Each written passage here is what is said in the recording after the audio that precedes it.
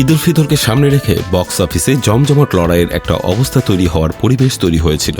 একদিকে টক্সিক, অন্যদিকে ধুরন্ধর 2। ছবি দুটি মুক্তির তারিখও ছিল একই দিনে। মুখোমুখি এই সিনেমা মুক্তির সংঘর্ষে দর্শক ও বিশ্লেষকদের আগ্রহ ছিল তুঙ্গে। তবে এবার শোনা যাচ্ছে যশের টক্সিক ঈদে মুক্তি পাচ্ছে না। আন্তর্জাতিক পরিস্থিতির প্রভাবে শেষ মুহূর্তে মুক্তির তারিখ বদলাতে বাধ্য হল যশ অভিনীত সিনেমা টক্সিক। প্রযোজনা সংস্থার এক বিবৃতিতে জানানো হয়েছে 19 মার্চ নির্ধারিত তারিখে ছবিটি মুক্তি পাচ্ছে না।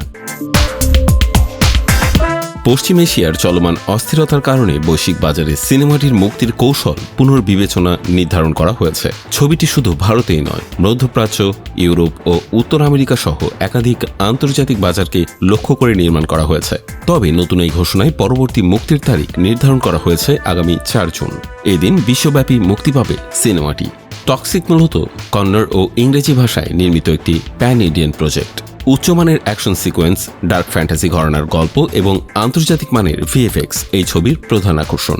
ডিজিটাল সিনেমা ক্যামেরায় শুট করা ছবিটিতে ব্যবহার করা হয়েছে অত্যাধুনিক কালার গ্রেডিং প্রযুক্তি ও ডলবি অ্যাটমস সাউন্ড ডিজাইন, যাতে দর্শক হলে বসে ইমার্সিভ অভিজ্ঞতা পান। প্রযোজনা সূত্রে জানা গেছে ছবিটির বাজেট বেশ বড় এবং আন্তর্জাতিক টেকনিশিয়ানদের একটি বড় অংশ এতে যুক্ত ছিলেন। অন্যদিকে ধুরন্ধর 2 মুক্তির তারিখে কোনো পরিবর্তন আনা হয়নি এখনো।